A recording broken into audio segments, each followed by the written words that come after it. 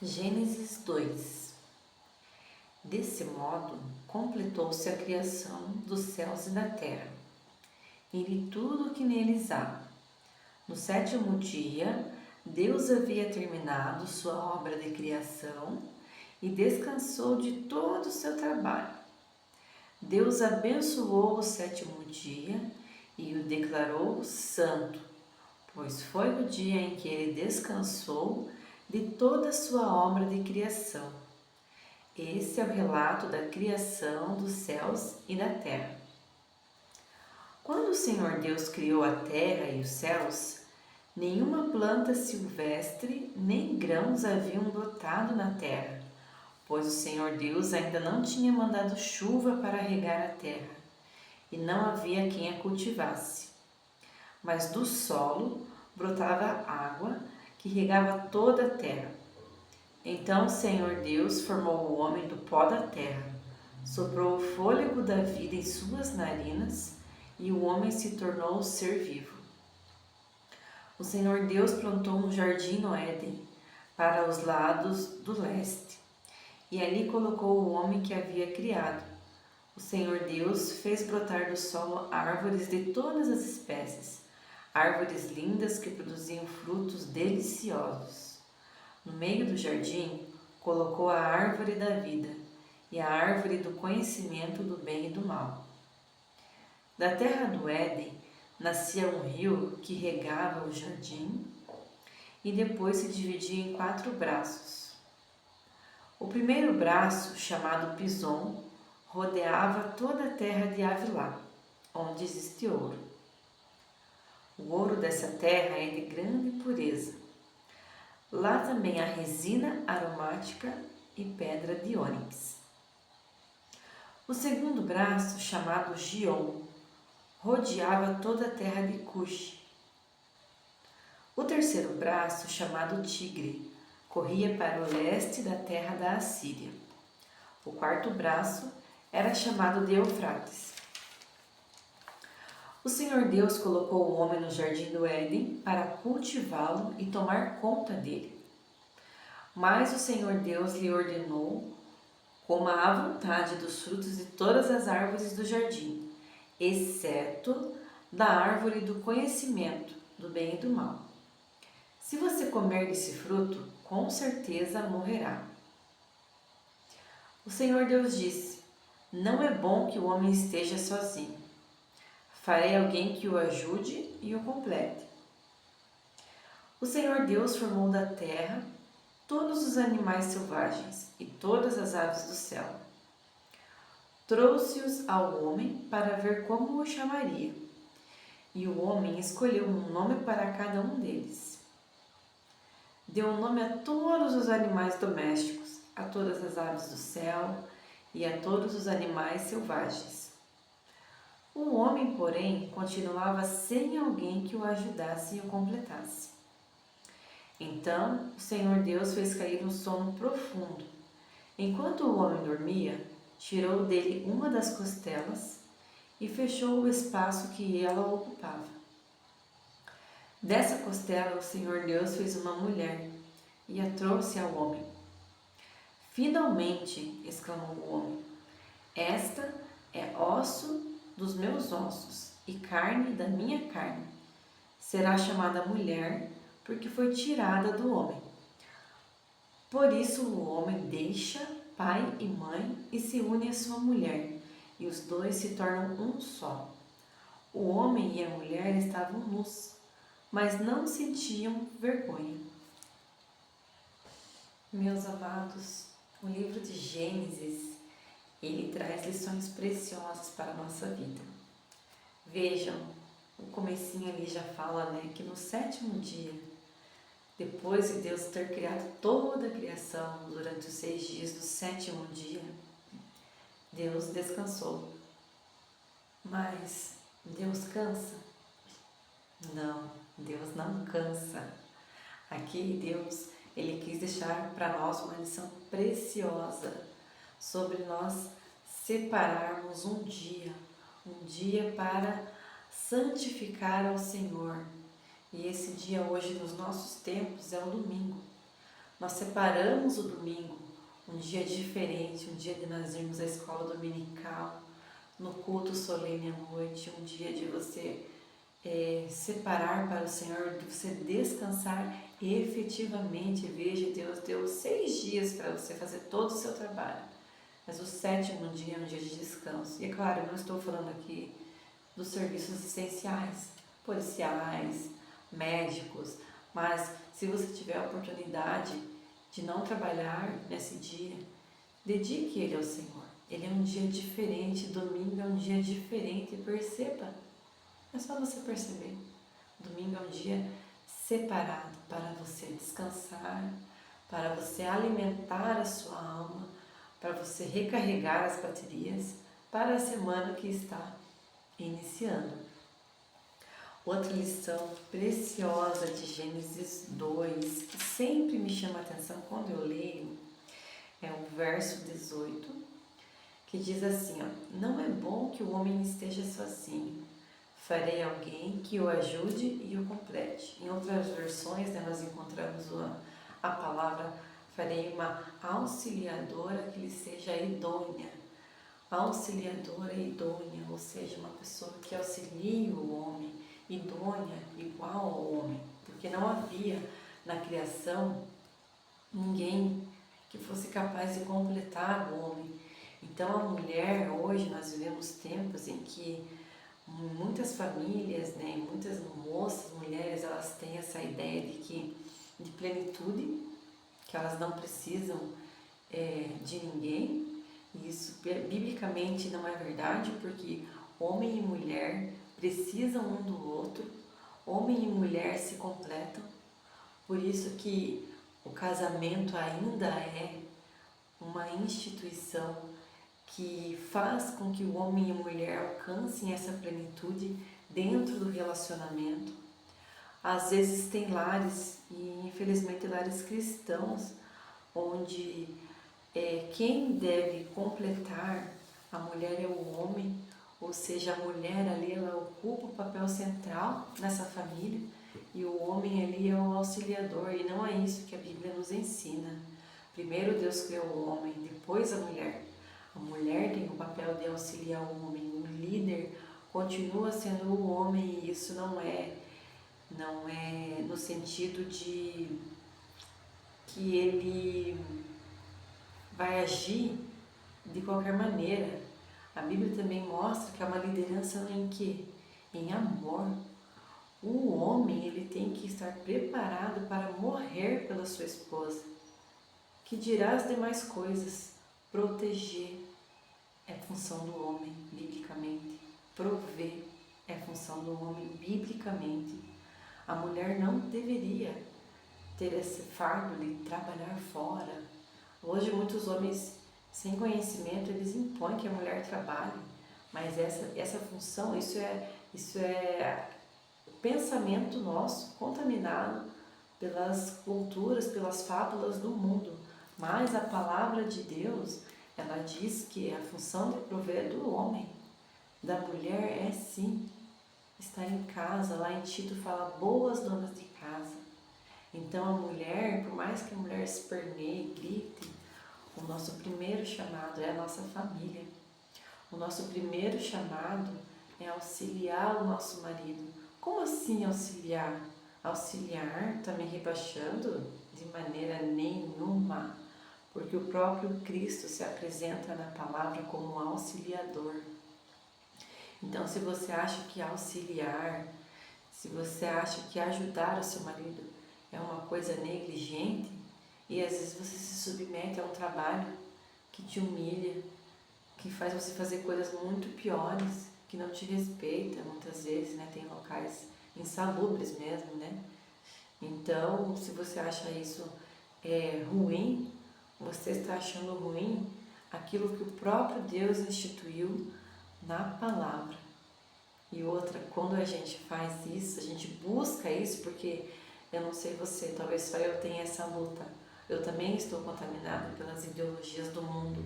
Então, para mim, às vezes, é difícil. Quando eu vejo, já estou fazendo. Quando eu vejo, já estou tomando a iniciativa de uma coisa que deveria ser papel de quem? do meu esposo, do líder do meu lar, que é o meu marido. Então, a gente precisa, se você crê que a Bíblia é a palavra de Deus, você precisa de fato colocar isso em prática. Porque senão vai ser um livro como qualquer outro. Não vai fazer sentido você ler, você diz que é a palavra de Deus, mas na hora de colocar em prática,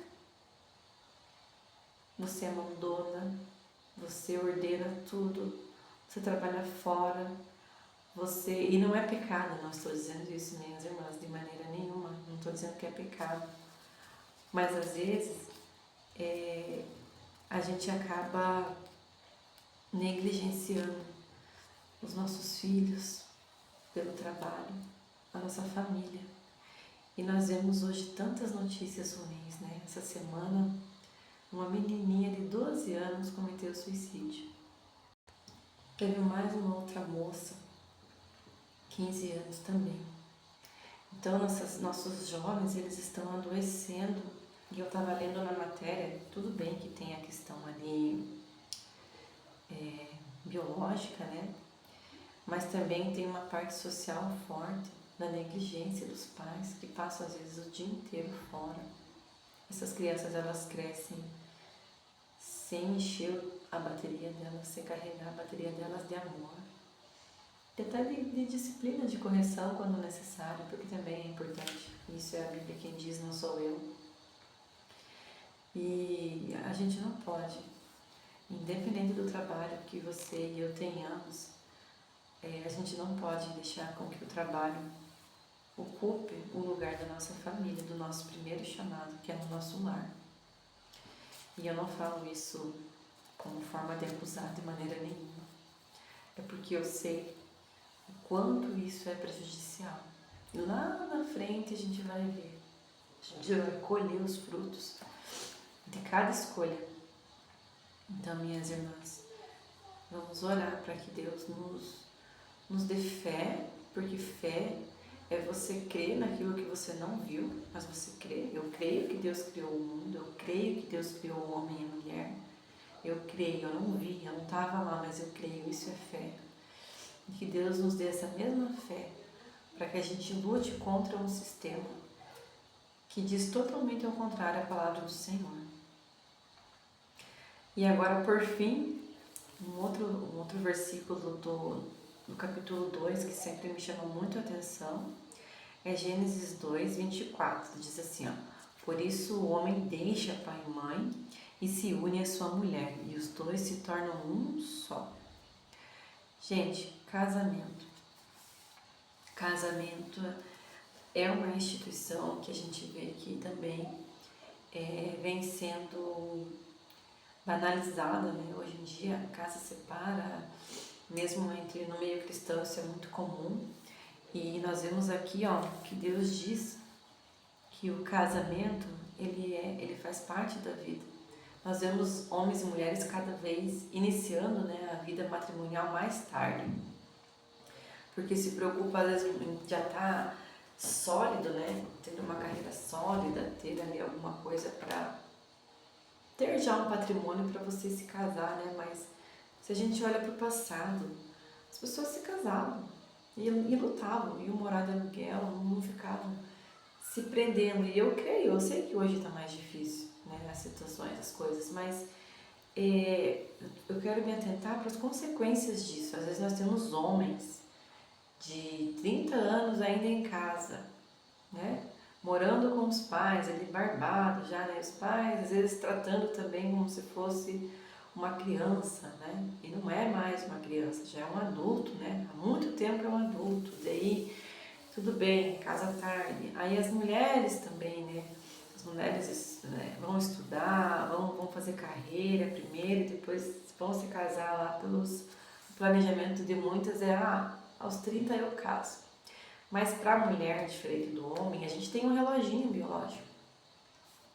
Então, biologicamente, se veja, para ter filhos, 18 anos é a idade que a ciência mostra que é a idade ideal para ter filhos. E eu não estou falando aqui, então vamos acelerar. Não, não é isso. Mas estou falando para a gente, como pais, preparar os nossos filhos para esse momento. para não postergar, para não orientar da maneira errada, para que elas não tenham a visão que o mundo tem sobre família, sobre casamento, sobre filho. Então, às vezes a moça casa com 30, daí ela quer aproveitar o casamento um pouco, daí ela vai tentar filho lá pelos 33, 34, e aí já tá no finalzinho dos óvulos dela, ela já não tem tantos óvulos, e aí ela não consegue mais ser mãe. E é um sonho de todas as mulheres, né, normais, serem mãe, porque é uma benção. É labuta, é trabalho, mas é maravilhoso. Eu tenho duas e eu amo as minhas meninas. Eu amo demais, demais, demais. É uma benção. Eu olho assim e falo, meu Deus, que maravilha. Então, pais, né? Primeiro aos pais aqui, pais, orientem seus filhos. Orientem de acordo com a palavra. O que a Bíblia diz sobre casamento? Fala que você tem que já estar bem estabilizado para que você case. O que a Bíblia fala sobre ter filhos, né, para as moças? Será que tem que ter aí um filho só e olhe lá? O que a Bíblia diz? O que a Bíblia fala sobre filho, né? Então, e também criem homens, preparem homens e mulheres para o casamento. Homens úteis, né? Ensine ao homem que o papel dele é proteger, é prover, é dar a vida pela sua esposa. Deus o livre um homem levantar a mão, né, para uma mulher. Não, não, isso não é bíblico. Ensine seu homem, seu filho homem a amar a sua esposa. Comece pelo seu exemplo, pai. Mãe, crie uma moça auxiliadora, que saiba, sim, cuidar de uma casa, que tenha esse anseio por ter filhos, para que o reino de Deus faça diferença, para que a gente lance essas flechas no futuro, nesse mundo do jeito que está. Não tenha medo da violência, sempre foi violento o mundo.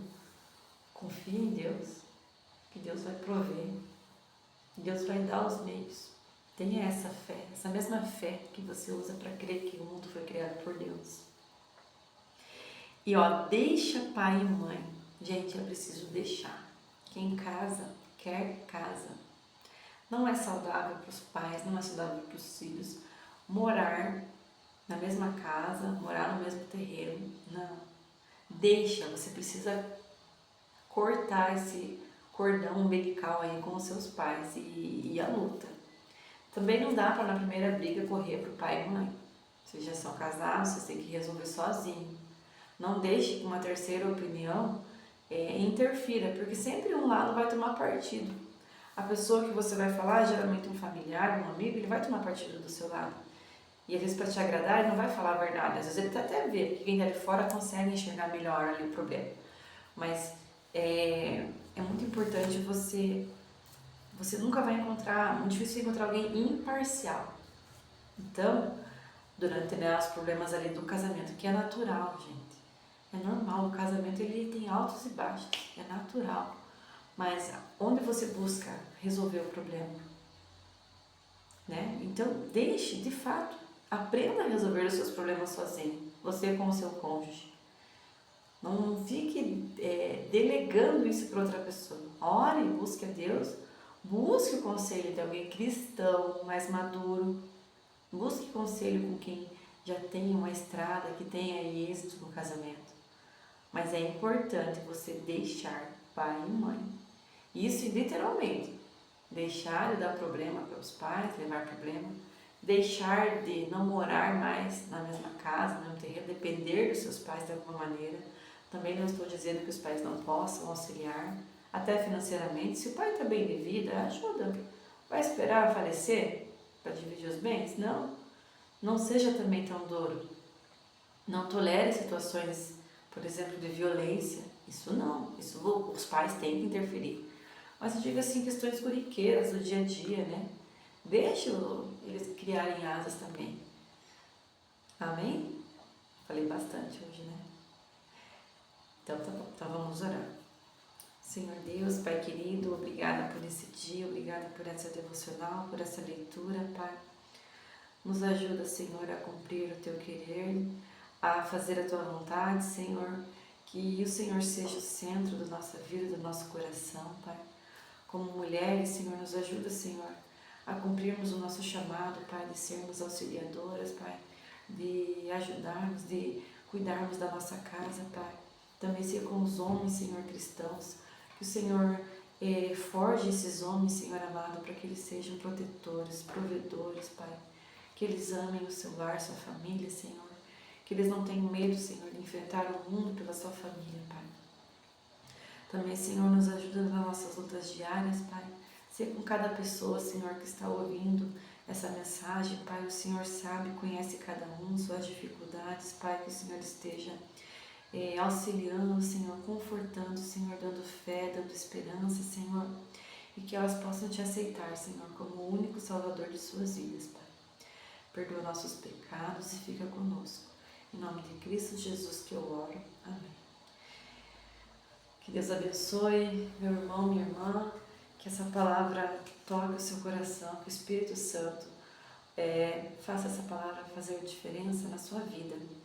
E se você gostou dessa mensagem, que você possa curtir, compartilhar e também me dizer de onde você está ouvindo. Que Deus te abençoe.